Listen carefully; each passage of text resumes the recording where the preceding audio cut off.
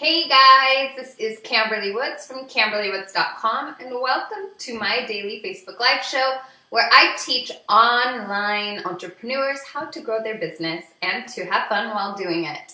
And these chats take place every weekday morning at 8:30 a.m. Pacific Standard Time, give or take a few minutes, just depending on how my morning has gone getting my kids out the door. So I am super excited about today's topic. There's a lot of great stuff that I have in store for you guys. I've been writing this blog post for on and off for about 2 weeks now. And as I've mentioned previously, I started an online marketing agency 6+ years ago. And in the last 9 to 10 years, one of my main focuses in marketing has been on email marketing. So I have sent out thousands of emails each year, and through this process, I have been able to kind of fine-tune how I do things, and I wanted to share my tips for you, which include 9 steps that you should do before deploying an email. And there are a lot of pieces of information in this blog post that I created, which I'm now turning into a Facebook Live. But I'm going to try to summarize this for you guys today since there are 9 steps, and that is kind of a lot of steps.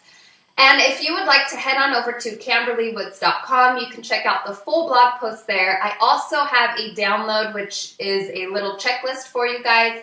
It summarizes all of this for you really concisely, so you can just kind of pull it up and go through those 9 checklist points as you create your emails. So let me really quick just make sure that my live stream is working. As I mentioned, I started using a new software this week. It's called OBS. It's a free software for streaming Facebook Live videos. If any of you are interested in finding out more about it, let me know. I'll share more about it in the coming weeks. But there's a delay on my end between what I say, what you guys see, between your comments and what I get back. And the only way I can see comments now is by pulling up my phone on the side and seeing what's going on. And it looks like we have a couple. Oops, sorry, my volume. Okay, let's get started. Let me pull up my notes really quick. Oh, I tried to play with the balance on my camera because I noticed this webcam really flushes me out. So, yes, just had to point that out. I look like a snow angel or something.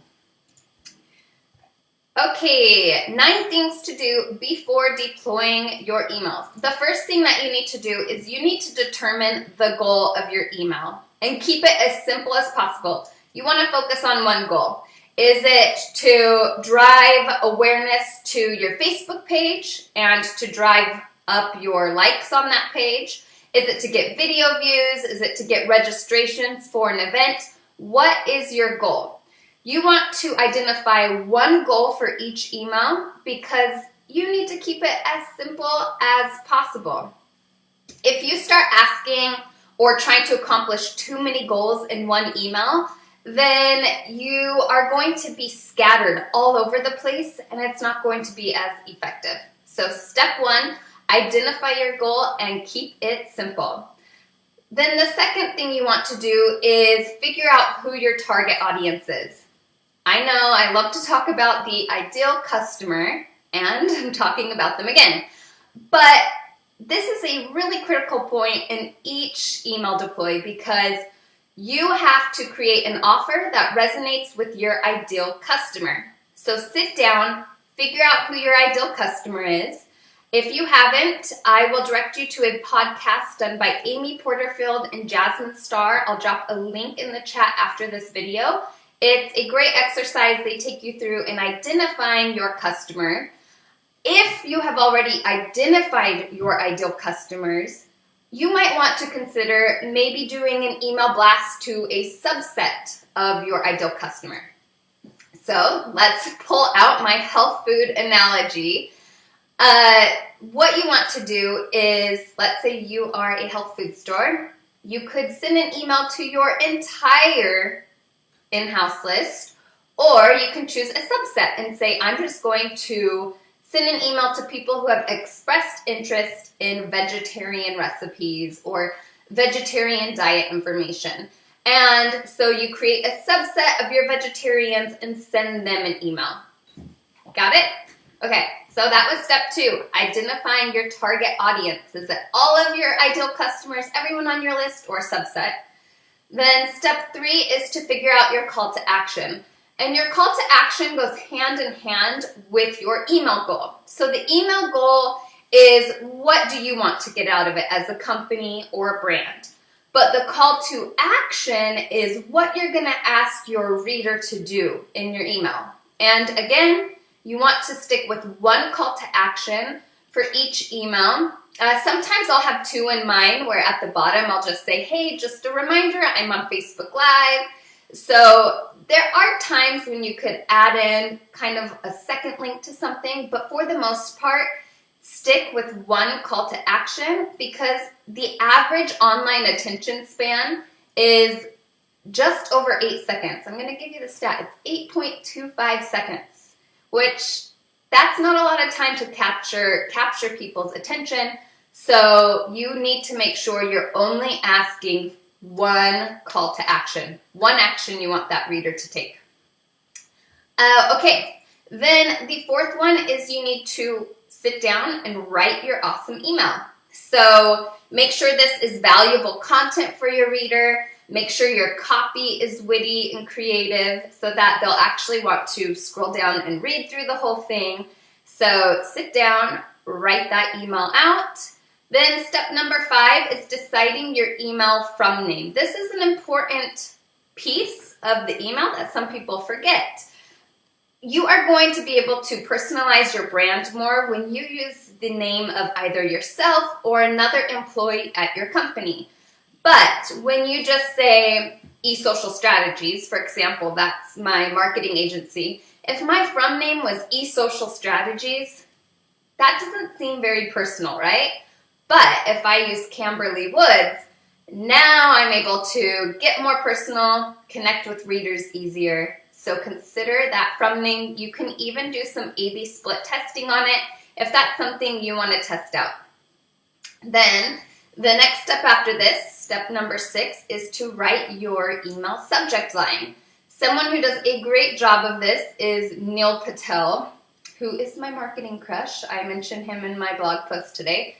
But all of his subject lines do a great job of invoking curiosity or urgency. So it really triggers emotions in the reader. And because it triggers those emotions, it gets you to open them. My advice to you would be to go to coschedule.com. It was a little app I brought up the other day. I'll bring it up for you guys again. They have a headline analyzer tool, which is great for analyzing blog post titles and whatnot. But I also love it for the simple fact that I can write my emails with it. So here it is here, and I can go in here and say, like, for example, my subject line today was, are you doing these 9 things to each email? It was something along those lines. I might have messed it up a little bit, but you can see I can come here, type in my idea for the subject line, and see what my score is that they gave me. Here they gave me a 68. I try to stick above a 70, and someday maybe I'll get a 90 or more for my headline score. I'm working on it. But they'll tell you, maybe you could use some more emotional words or words that convey more power. So this is a great tool to use. They even have a blog post over on CoSchedule. I can drop a link to that as well. But the blog post will give you ideas for power words and for emotion words. So as you're going through and trying to write out your subject line, you can keep tweaking it and testing out different power and emotional words. Let me exit out of this and go back to, hello, my computer wants to be a little delayed. Come on, come on. Okay, back to this. We are on step number 6. Oh yes. So subject line, that is such an important element of your email. That is going to be one of the determining factors into whether or not someone's even going to open your email. And if you can't nail a good subject line, then no one's going to open it. They're not going to click through it, and you've kind of failed. So really work at testing your subject lines. Put a lot of thought into writing them, and it's going to really improve the performance of your emails. Then step number 7 is design time. And if just hearing the word email design triggers some sort of anxiety in you, don't worry. HubSpot has performed tons of tests on every little element of their emails, and what they found is nothing improves your open and click-through rates like a good old text version of an email. So if you're not a designer, don't stress. Just write a text email, hyperlink some copy, and hit send. Okay? Then step number 8 is to test your email. And this means to actually email a version, like a test version of the email to yourself and read through it. Take an opportunity to make sure that subject line is sticking out to you, that all of your links work properly, that your blog post or landing page you're driving to looks great. This is your time to fine-tune everything. And I can't tell you how many times I have thought this email's perfect, everything on it is great, it's good to go, and then I send myself a test version, and I'm like, crap, the link is broken, or there's a spelling error, or on my landing page, I'm missing this on my form. So really take the time to send yourself a test email, click around, make sure things look great. And then number 9, the last step is to deploy your email. You're ready to shine, do a high kick, and schedule your deploy. So I love to always schedule my deploys.